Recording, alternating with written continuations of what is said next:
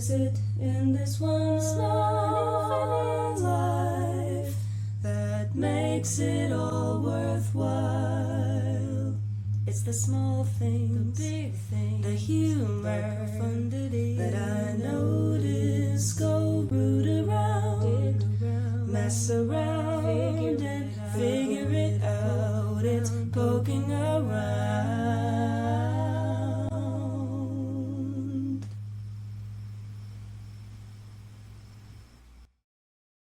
Hello, pokers and jokers. Welcome to another episode of Poking Around the Podcast. I like when we try to sing. I'm Zoe.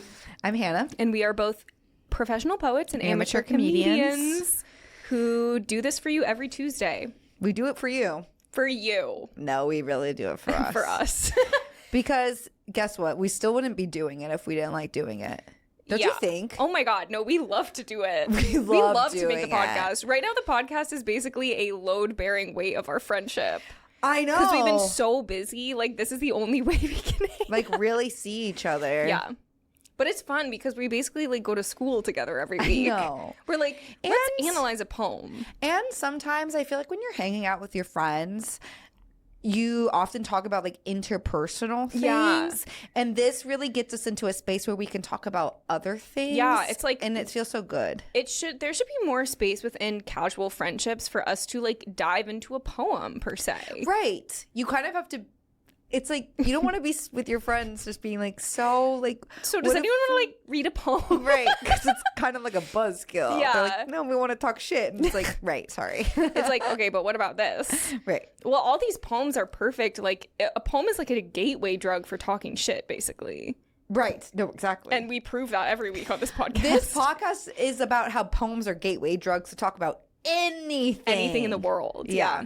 But you probably didn't get to talk about poems. Like, if you ever took a poetry class in college, I bet you did not get to do it like this. No. So that's where I'll just say real quick, we do have a new subscription. Right. You can subscribe for $7 a month. And the main big perk of that is we're doing an extra bonus episode every month. That's like a live Zoom version of the podcast where you can join.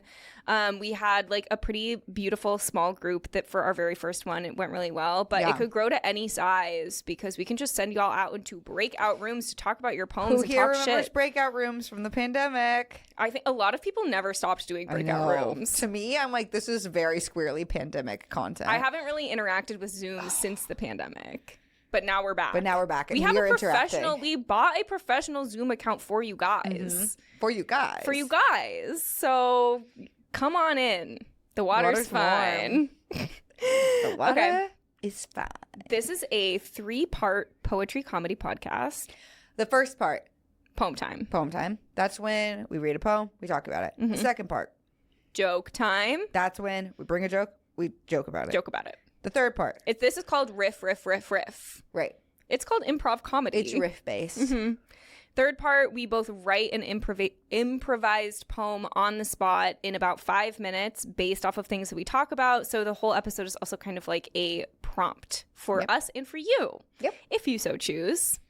And everyone in our collaborative episode wrote a poem, and they all shared them, and they were all fabulous, and everyone had like such different approaches and styles, and it was just a delight all around. Yeah, it was awesome. A delight sandwich with delight in between as well. Yeah. Yeah. Okay. Well, let's get into it. I guess we're gonna get into it. We gotta go. We gotta go. Let's get rolling. You guys rolling, don't know about behind the curtain. We gotta go. Okay. So look how I have this pillow poem time. tucked into my armpit. Oh, I want to do that too. It's kind of nice. It's comforting. Oh. Okay. Poem time. So I brought the poem today. It's called Swallow. Perfect. And it's by Aimee Wai. Okay.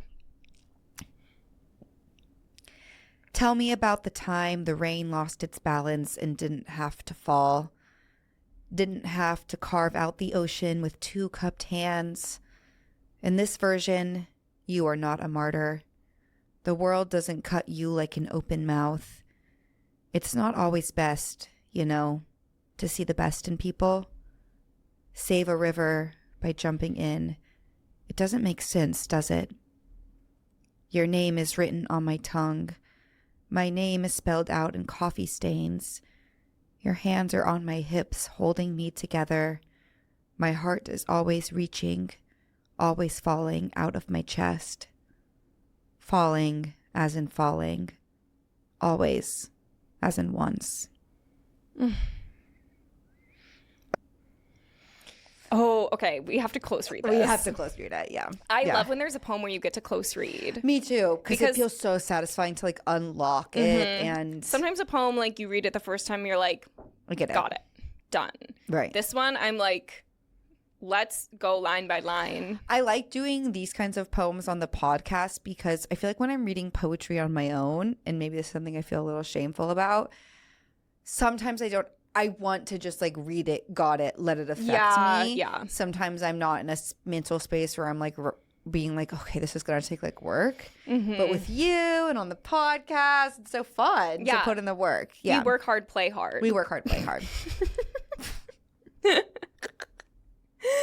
That's like something that like drug addict finance guys love to say. They're like, I have a real work hard, play hard mentality. It's like, so you do cocaine. Yes. Yeah. That is always code for you do cocaine, in my opinion.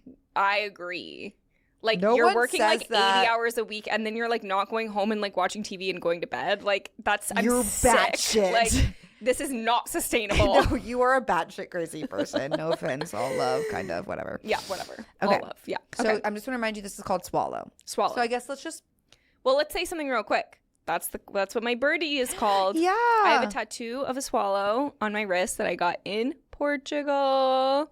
And now I see swallows everywhere. So swallows the bird, Swallow the the noun. Verb. The bird is the noun. Yeah. Swallow. The action of Swallowing, swallowing, obviously, verb. is a verb. I sometimes get really confused about grammar. That's something shameful I have to say. That's not shameful. Well, it clicked in for me, and then sometimes I still forget. Right. But I remember being like, Sometimes- an adjective. Listen, like I kind of think sometimes it feels like with grammar, you either intuitively kind of get it or you don't. Like, you know, in school when you would have to take tests like the CSAP, Yes. for instance, which was like our standardized test in Colorado. And the English portion would be like, it would like give like 5 different options of a sentence and you would have to like check the one that's grammatically correct. Yeah. I could never tell you why. I was just like, vibe is vibe. Like this one's grammatically correct. Well, that's about like comma use. Like a comma is like But ultimately sometimes a it would vibe. also like be about like this part should be at the end, not the beginning. Yeah. You know? I have a memory, I'll say, of when I was in like 6th or 7th grade, we were learning all this formal grammar stuff at school in my English class. And I was in like the whatever, like honors, English, whatever. So I had the same teacher all the way through middle school. Yeah. I think it was in 6th grade. We were learning about like gerunds and participles and all this stuff. And I was like, what the hell are we talking Who? about? And she would cold call on people. My teacher. Participles, I hardly know her. Participle, I hardly know her. My teacher would like cold call on people. I and think that's wrong. I think it's wrong too. And It's a I humiliation always was ritual. like, I legit, like, she would cold call on me and I would be like, the way that I do not know, like, I'm randomly guessing, I'm always getting it wrong. I'm, of course, turning bright red. And I was like, it was the first time, like, I had the experience of, like, going to math class and being like, I legit don't know what y'all are talking about. Right. But I had always, like, in English class been like, I intuitively, like, get what's going on. But this was my first experience in an English class being like, what the actual heck? And because it is the more technical. It's so technical. I was so confused. But then we went on summer break, didn't engage with it the whole time, of course. And then we came back the next year and we were like reviewing stuff and I just knew it. And I was like, partly it what just like summer's needed for. a little bit of time to cook in there. And then I will say I got really good at grammar because I learned French. And when you learn another language, You suddenly have you're to like learn the grammar. engaging with parts of speech in a way as never before. Yeah, you have to learn the grammar. Yeah. That's kind of the same with dance. Yeah. You know when you'd be like learning a dance routine and you'd be like, I don't get it. And then the next day you'd be like, I got it. It's in my body now. Yeah. You I just need to go to sleep on it. Yeah. Mhm. Sleeping on it is real. Sleeping on it's real. But we don't have time to sleep on this poem, so let's No, we have to be keep awake talking. on it. Okay. So let's just start from the beginning. Yeah. Tell me about the time the rain lost its balance and didn't have to fall. I love this. But by the way, this poem's in like it doesn't rhyme, but it's in couplets. Like, Oh. all two lines. Two Two lines. Yeah. Okay, cute. I love this Yeah, opening. that's such a great opening. Oh, dramatic, beautiful. I also love like tell me. I love this. Yeah. Like prove it. Tell me about a time the rain lost its balance and didn't have to fall. That's interesting though, because you would think that like when the rain, if something loses its balance, that's when it does fall. Yeah. Don't you think? But you don't like it. I'd say We're you're an a opposite person. world. Say you're a person, you can lose your balance and not fall. Whoa! Catch Oh, yourself. didn't have to fall. Yeah, but it's Ooh. like if you're thinking about like the clouds like swollen with water, and you're personifying it in the way that the rain is like losing its balance. It always falls. Yeah, it has to fall. It has to fall. But what if it didn't have to? Tell me about a time it didn't. Oh, it's nice. Yeah. Beautiful. So we'll see kind of maybe what she's alluding to. This is reminding me of something that I printed off of Tumblr when I was a teenager. That's did on it my say? wall of my childhood bedroom that says, I want to be like water. I want to slip through fingers, but hold up a ship. You know what? Like true. It's like, at first you laugh because it's so dramatic, right? But actually it's beautiful. It's so beautiful. It's so beautiful. Like, I true. think the thing that makes it feel like laughable is the way because I'm saying it. No, well, yeah, but then the thing of being like, I want to be like that. Like it's so like it's kind of like self-centered. Like it's a very teenagery. Very where just teen. like I want to be the most specialist, important person ever, like water. But Yeah. if you were just to use it as a metaphor in a Yeah, poem, water for slips through something, fingers, but it water holds up a ship. Like, oh, gorgeous. gorgeous. Yeah. Yeah. I want to be like that. I want to do that. Okay. Next, I'm couplet. 14. Didn't have to carve out the ocean with two cupped hands. That's a couplet? Yeah. Okay. So tell me about the time the rain lost its balance and didn't have to fall. Didn't have to carve out the ocean with two cupped hands. The rain didn't have to carve out the ocean. with two I cupped love this hands. idea of like the rain having cupped hands and it's Yeah. carving out the ocean. You know when it rains really hard on like water? Yeah. And it does kind of like And the dimples in the water. I love that image of it's like the ocean's being carved out. But of course, the rain can't really make that much of an impact on the ocean. Right. Like it's so small. And But it's kind of like that picture that's like, don't run, organize. And it's like a bunch of little fish running away from a big fish. yeah. But then it's like the big fish running away from the little fish and they're all together. They make an even bigger fish. It's like that. It's like that. But still, I think the rain's not really going to make a dent. No, it could never do that. But it does. It actually does. Wait, this is interesting, that expression. or if it did, it would be really bad. It does make a dent. That's all it Yeah. does. It makes A little dent, 100,000 like hail tiny hitting dents. your car. Yeah. Yeah. Yeah. And as two cupped hands, it's like when the rain falls and it's like a drop, it is like this. Yeah. It's like whoop. And then like the impact it makes onto something like the ocean. Yeah. Just like a little dimple. And I like this of like, tell me about a time when the rain didn't have to do that. Like it almost makes have it to seem like carve out the the ocean. falling and like the hitting of the ocean. It makes it seem like that's laborious or Yeah. like there's like something. The There's rain like, never had another option. Yeah. It was always going to have to do this. Yeah. It has to. It just has to. it just has to. Okay. Next part. In this version, you are not a martyr. The world doesn't cut you like an open mouth. In this version where the rain doesn't have to fall and Yeah. it doesn't have to carve it, like you are not a martyr. Like the rain is a martyr. Almost. Yeah. Like it has to like fall from the sky and sacrifice itself. That's how we like circulate water. You know? Yeah. Remember that? That's how we do that. That's how we circulate water. But remember learning about that? Yes, I remember specifically, like, I think we were in 7th grade science and we had like a whole chart that was like, you see like the river and it goes into the sea and then it evaporates into the clouds and then the clouds rain Yeah. and it goes into the river course. and it goes into the, yeah. That's what I'm thinking. Of course. Yeah.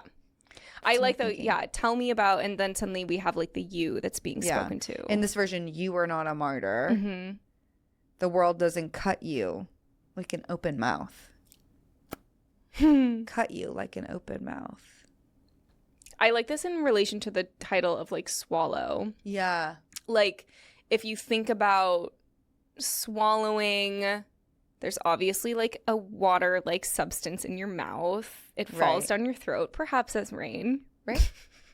It's also part of the great, A gulp. the great task of aliveness of how we circulate water. Right.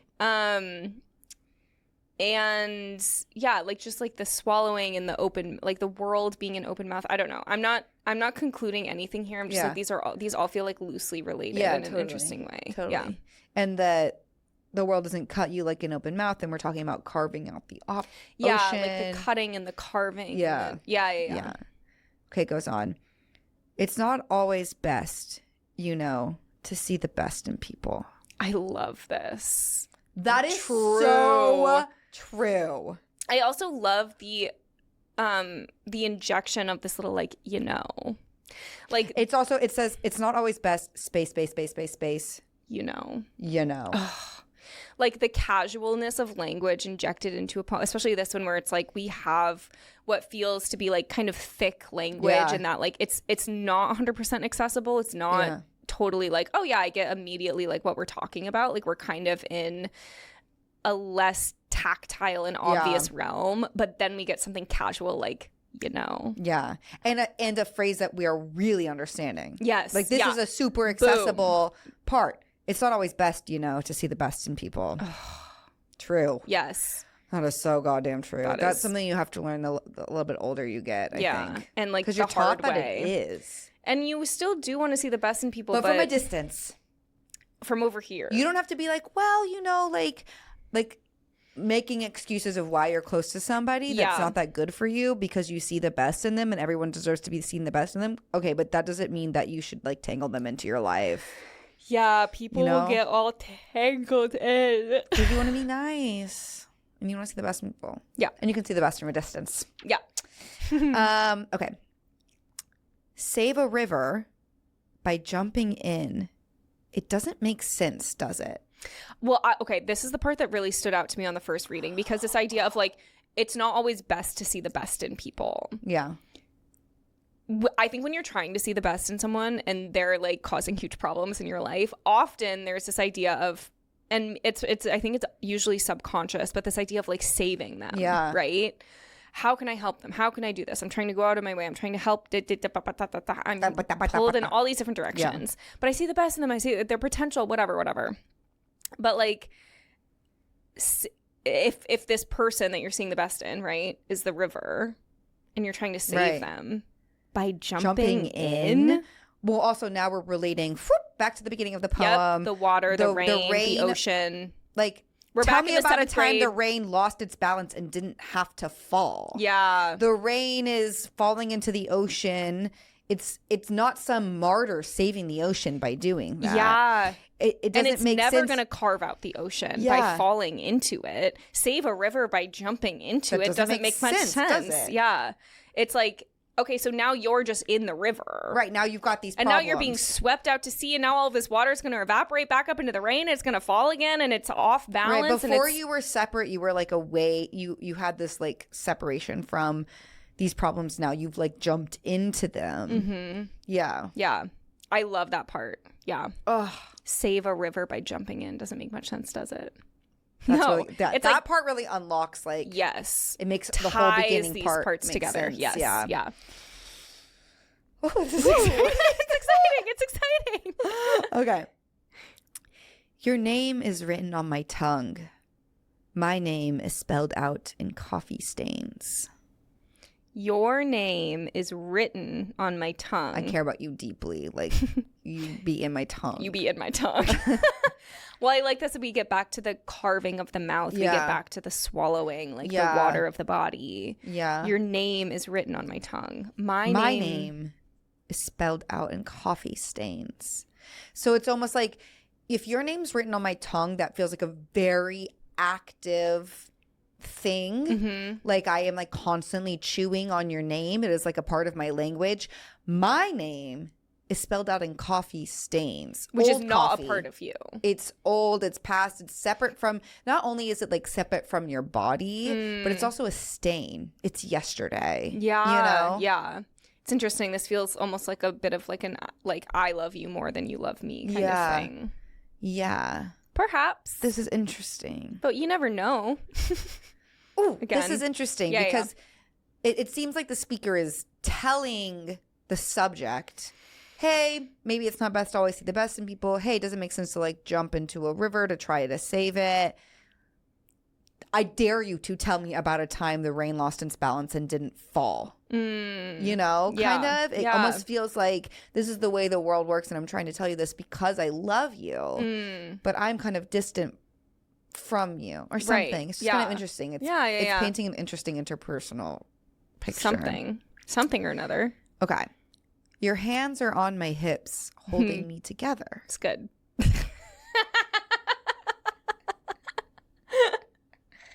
It's nice That's when good. Hands are That's on nice. Well, then that's interesting because we have this feeling of like maybe separateness of like your name is on my tongue, but my name is like not part of you. But at the same time, your hands are on my hips. You're holding me together. But I'm not holding you together. Right, but I am trying to teach you a lesson. I'm trying to teach you a lesson. About the river and stuff. Yeah. Maybe then like I'm the river and you are... Yeah. Because she says, or the speaker says like... Wow, yeah. In this version, you are not a martyr. Right. Like they're saying like you're the martyr. Like not I'm the martyr, you don't need to you're try the martyr. you're trying to like save me. I'm like a rushing river. You're jumping in. I love you. Your hands are on my hips trying to hold me together. Right. Potentially. Yeah. Oh, it's okay, interesting. Next. Okay. My heart is always reaching, always falling out of my chest. Yeah. It's yearning. It's wanting.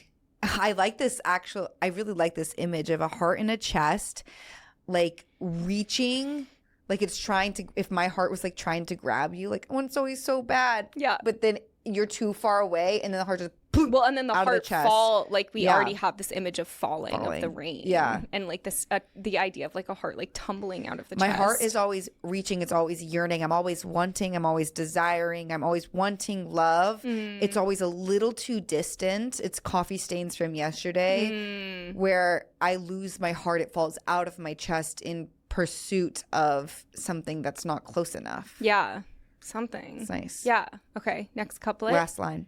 Ooh, last line. Falling as in falling, always as in once. Oh, my heart is always reaching, always falling out of my chest. Falling as in falling, always as in once. Because the heart could only fall out of the chest one time.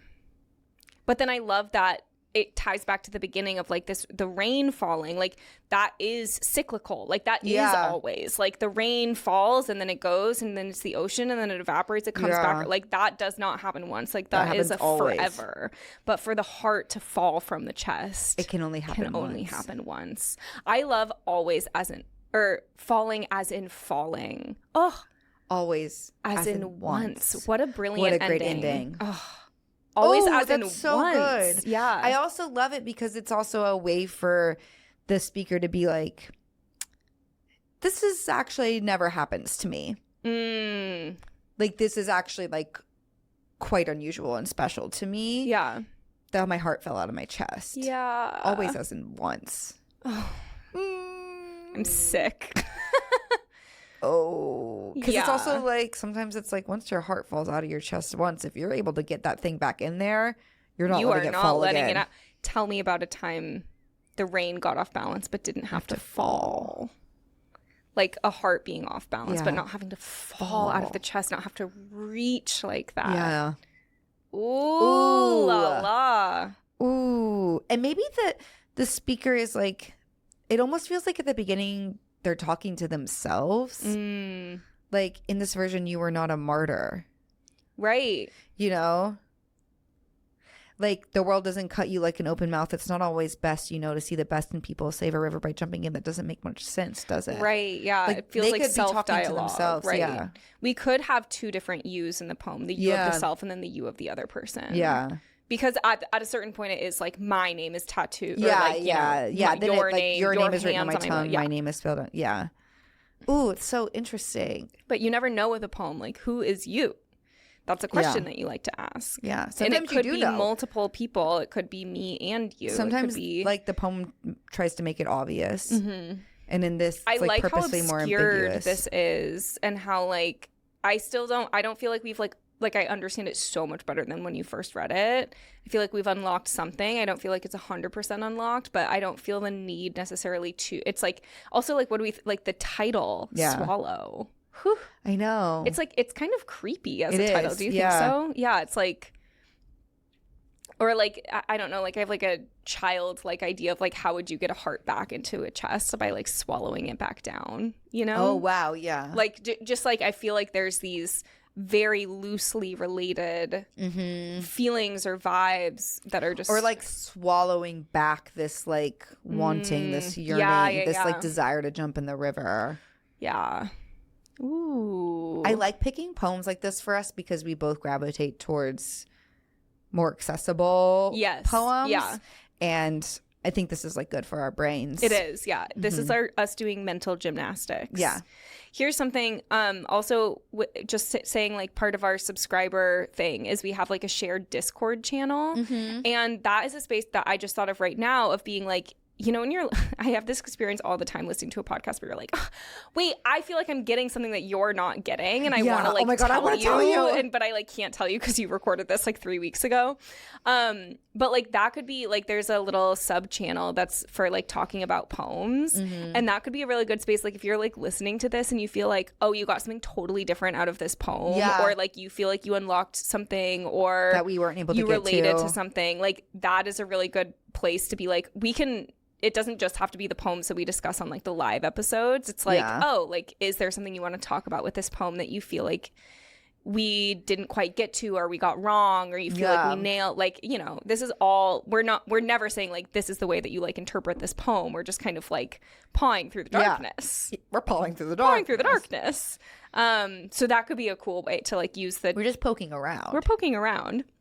But the Discord channel could be cool for that. Like if there's something that you feel like you want to say in discussing, especially some of these like thicker, less obvious poems. Yeah. Or if we say stuff that is not correct, like facts, feel free to correct us. You can correct us. You can send us an email as well if we say something really wrong. Yeah. Okay, should I read this again? Yeah, read it again. I'm excited to hear it. That was really fun. Oh okay. Thank you, Aimee. Swallow by Aimee Wai. Tell me about the time the rain lost its balance and didn't have to fall. Didn't have to carve out the ocean with two cupped hands. In this version, you are not a martyr. The world doesn't cut you like an open mouth. It's not always best, you know, to see the best in people. Save a river by jumping in. It doesn't make sense, does it? Your name is written on my tongue. My name is spelled out in coffee stains. Your hands are on my hips, holding me together. My heart is always reaching, always falling out of my chest. Falling as in falling. Always as in once. Ugh. It's so nice to like read it again after we've talked about it. Always as in once is like, that is such a banger of a last line. Oh my God. Like tattoo worthy. Yeah. Always as in once. Yeah. Boom. But when things happen also that are so big, it feels like always. It does. Also what? I was going to say like when you're like, when you are in love with someone, it feels like I have always loved you. Yeah. And I will always love you. Like there is like no space in that feeling for like this will end or this like began at some point. It's like this is for like a feeling that has existed. It reminds me of time. A line from a Rumi poem that's like, lovers do not finally meet somewhere, they were in each other all along. Like there's like this alwaysness of, you know, like when you like meet someone that you love and you're like, I know you. Yeah. You know, always as in once. Well, there's this like, sorry, I'm going to quote Taylor Swift. Have I known you 20 seconds or 20 years? Yeah. It's like this, like, with a lover, it can feel like this thing of like, you're surprising me constantly. And like, I'm always like surprised by you. Like, have I known you 20 seconds? And then also like, I know you down to the soul. Like, I feel like I've known you my whole life. I feel like I've known you lifetimes. Like, anyways. And then, sorry, I just wanted to point out, tell me about the time the rain didn't fall. Once. Oh.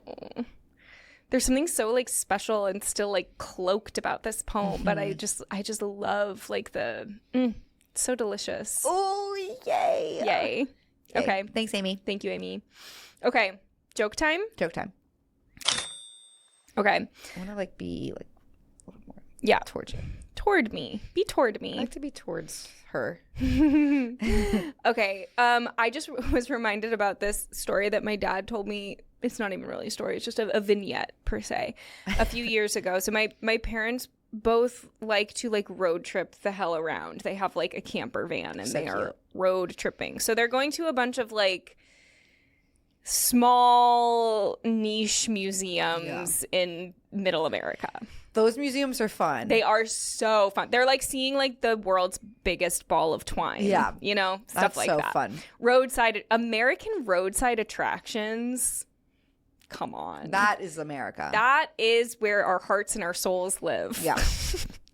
So I think they said that this was in Wisconsin, like outside of Milwaukee.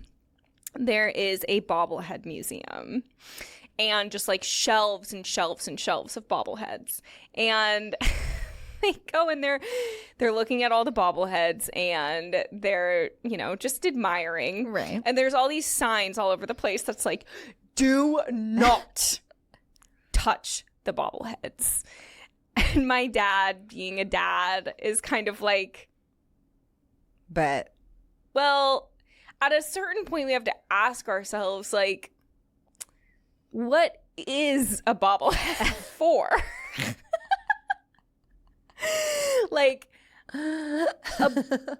there's like hundreds and hundreds of bobbleheads on these shelves unmoving. And It's kind of like, where's the bobble? It's no bobble, all head. No bobble to be found. So my dad's like, of course I'm not going to like completely break the rules and like start touching the bobbleheads. Did he blow on them? No, he started like he was like looking around at the floor, and it's like in kind of like an old-ish building, I think is how he described it. So he's like, and he's looking at all the shelves, and my dad's kind of like a bigger guy, and he starts just kind of like some may say like becoming a bobblehead his own self. Like his own body becomes the bobble. He's just kind of like bouncing on the floor. And like as he starts doing it, like all the shelves just start like shaking a little bit. And so all of the bobbles are like, everyone's like, earthquake! And there he said there was this like brilliant moment when he had done it just a few times and like the shelves were just kind of like trembling, and these hundreds of bobbleheads that are always still suddenly are like and then he got in big trouble. Did he? Yes. But he told me this story a few years ago. I just remembered about it because he got in big trouble. They told him like, sir, please stop. Cut it out. Or like they threw him out. I don't really remember what happened, but it was like they were like the bobble. I want your dad to be like, hey, it's a bobblehead museum. It's the bobblehead museum. Like if we're not seeing the bobbles, what's like, the damn point? They should have the shelves then it's just on a tiny like statue a certain museum. Like a tiny hydraulic that or they keeps should have fans or something. Yeah, something. And now it's a tiny statue. Like, have you ever been to one of those like wax museums? No. They're crazy. I'm scared of those kind of. That's another thing. I've seen like a couple wax statues like in Niagara Falls. Like you could go like the front area and they had like one wax statue. And I was like, this is freaky. If I had a wax statue of me, I think I would be like kind of freaked out. Yeah, I mean of yourself, of course. Of course. You would be like, wait, what? What if we made bobbleheads? Hannah and Zoe bobbleheads. Would you guys buy those? Do you guys want that? Okay. If you want it, you need to say it now. Because we're not going to go through all the effort if you guys don't even want bobbleheads from us. So just be clear, okay? We're like, so we have They're suddenly in journals, massive trouble. hats, and bobbleheads. The holy trifecta of products that you can buy. Hannah Zoe bobbleheads. Well, we have to at the very least make them for ourselves. So funny. Oh my god.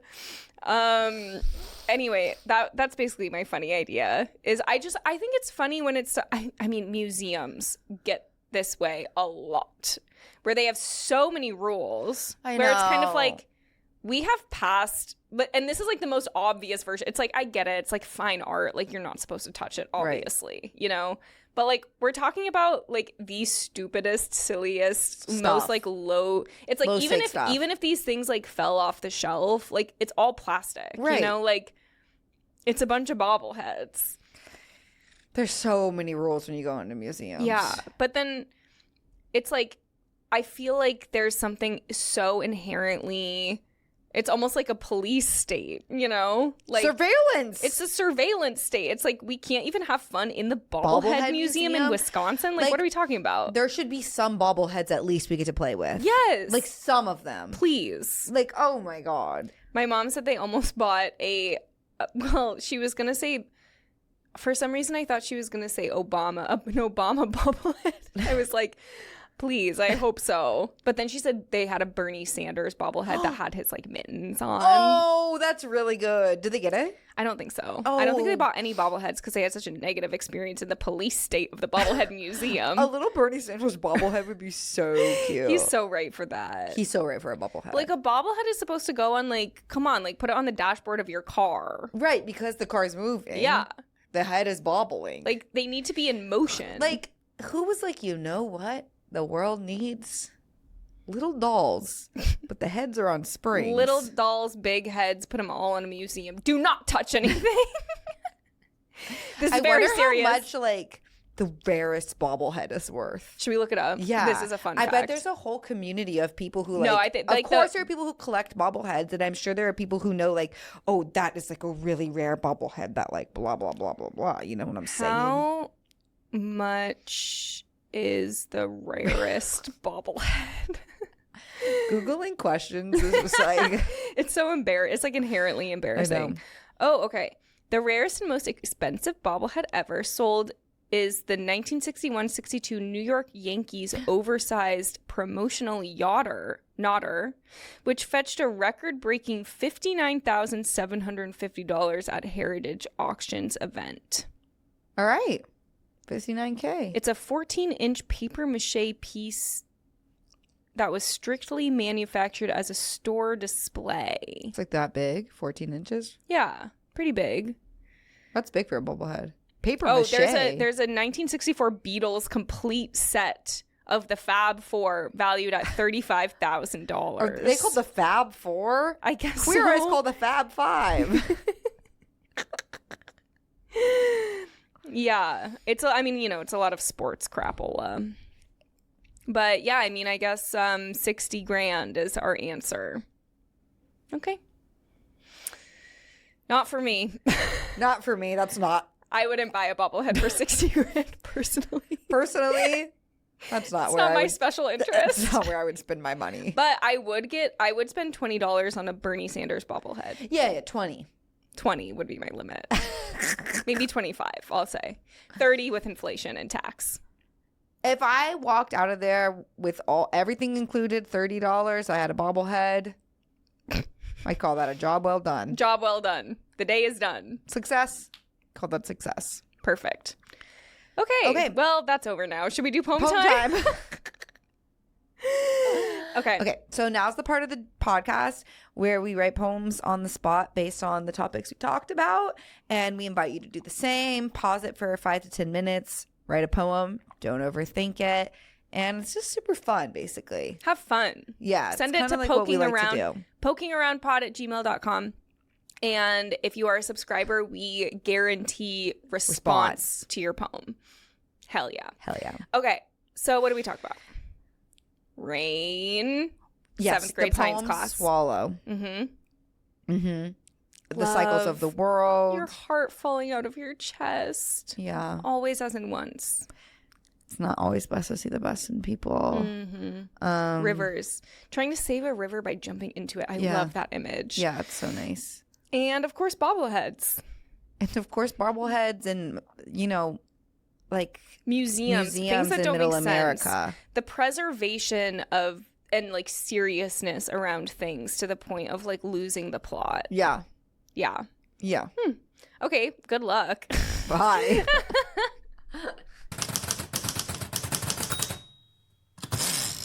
Hey. Oh, hey. I wrote something really weird. Oh, great. Yeah. I'm really like surprised by what I wrote. Oh, that's really good. I like it when that happens. Do you want to go first? Yeah, I'll go. Okay. This is one of those that I'm like, this could only come from this conversation, but I'm like really excited to go back and like further dive into this poem. But it's opaque in a way that I feel like we like to write like stuff that's so like not like that. Yeah. Okay. See through. This poem is called Before or After the Invention of Museums, There Still Always Was This. Tell me about the time you walked into a museum and reached right into the Van Gogh. No one was there to stop you. It was only sunflowers and the sound of the outside world, the birds with their chirping, the countryside laid bare and the air conditioner was down, or maybe these four walls of a white box were a mirage of the never. Tell me of the disappearance of fluorescence. There was only ever the sun, only ever the open sky and the rain, cicadas. It was summertime and nothing hurt. Our ears were ringing by the twos. A heart had never done its fateful tumbling out of the rib cage into the licked closed envelope, the delicate helix of skin, the ventricle that beat and beat, mailed across the day's shape while hearing absolutely everything. This is like, first of all, thinking about Vincent van Gogh cutting off his ear and mailing it to his lover. Right. Yes. So thinking about like the ears being mailed and that being like a version of like the heart coming out of the chest. And also this feeling of like, what if you like a painting is so like a portal into somewhere else, and how amazing would it be if you could go into a museum and actually like enter that portal? Well, this poem really spoke to me because this is like the whole reason I love Van Gogh. Yeah. It's like when I look at his paintings, like I feel this like deep urge to like jump inside of them. Like that's all I want to do. It's like the dream of my life. The dream of my life. But like you can't even jump in because there's always a freaking curator there being like, stay behind this damn line. I know. But then I'm thinking, I'm always like with my head like, yeah. But I feel like this is something I think about of like, oh, if like there was an apocalypse and like things get like abandoned, like all of the museums would just be empty. Yeah. And like how cool would it be to like be in like an empty apocalypse museum and to be able to like actually like touch shit and like enter the portal of the thing back into the past or into the future, into like the simplicity of like this sunflower field. Yeah. And also like this, like nothing hurt yet. Like the ear, like the heart was in the chest still. The ear is on the head still. Like, well, then also like talking about like the fluorescent walls and the white box and like this oppressive nature of how society is shaped today and how we view art, which is like a really weird way I think to take in art. Yeah. And being like things have. In some ways, we've gotten more free as time has moved forward, obviously, for a lot of different people. And in some ways, we've gotten more oppressed with the way. Yeah. There are no 90-degree angles in nature. Yes. None. No. But we love that shit. It's all around us. Basically, everything you see around us. And that's like what a museum is. And then you look at a Van Gogh painting, there's not a 90-degree angle to be found, you know? Yeah.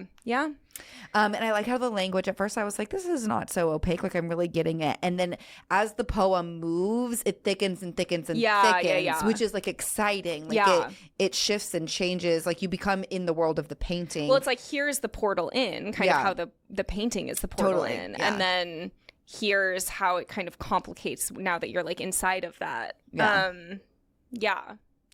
And I borrowed Aimee's beginning, Tell Me About, as like a way in which I love that. It's like a tell me about this. We did the last episode. Yeah. Okay. Should I read it again? Do it. Okay. Before or after the invention of museums, there still always was this. Tell me about the time you walked into a museum and reached right into the Van Gogh. No one there to stop you. It was only sunflowers and the sound of the outside world, the birds with their chirping. It was the countryside laid bare and the air conditioner was down, or maybe the four walls of a box were a mirage of the never.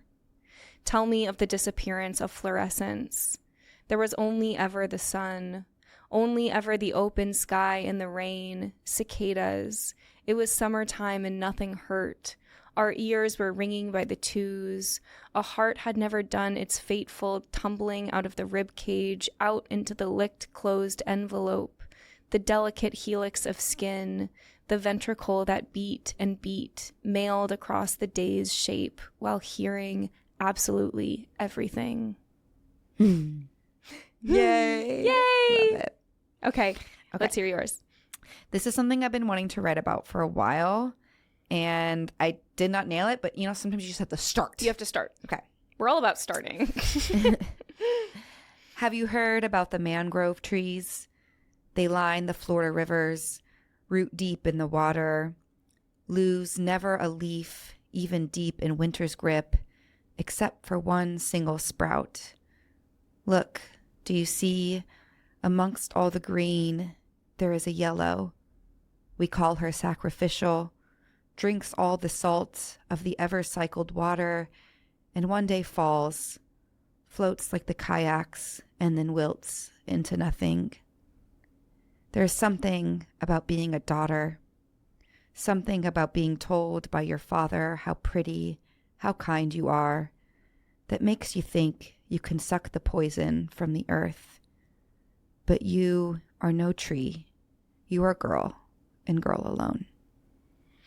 I like it. Yeah. So this is about mangrove trees, which are trees in Florida and other places of the world. And they there's one sacrificial leaf. They stay alive all winter. One leaf turns yellow, sucks all of the salt, filters all the salt out of the water. Oh my God. And that's the one leaf that falls and dies and saves the whole batch. And when I learned about that, one sacrificial leaf. Yeah. That's wild. And when I learned about that, I was like, this is such a great metaphor for yeah, being the savior of your family, Yeah. Eldest daughter type thing, but it doesn't work like that. Yeah. That's what you're almost. Did you title this poem? No, I haven't. I feel like something like Eldest Daughter would be a great title. Yeah. And it doesn't work like that. Basically, No. when you are a human. Basically, you're not a mangrove tree. You're not a mangrove tree, and you can't actually sacrifice yourself to save the bunch. It never works. So this is coming from kind of that idea of you can't save the river by jumping into it. Yeah, you can't save the river by jumping into it. You can't save people. You can't save people. You can only love They them. have to save themselves. You can only love them. Mm-hmm. Yeah. Oh, I love it. So that's what this is about. Wait. Try to read it again, but give it the title Eldest Daughter first. Okay. Let's see how it feels. Okay. Eldest daughter. Have you heard about the mangrove trees? They line the Florida rivers, root deep in the water, lose never a leaf, even deep in winter's grip, except for one single sprout. Look, do you see? Amongst all the green, there is a yellow. We call her sacrificial, drinks all the salt of the ever-cycled water, and one day falls, floats like the kayaks, and then wilts into nothing. There's something about being a daughter, something about being told by your father how pretty, how kind you are, that makes you think you can suck the poison from the earth. But you are no tree. You're a girl, and girl alone.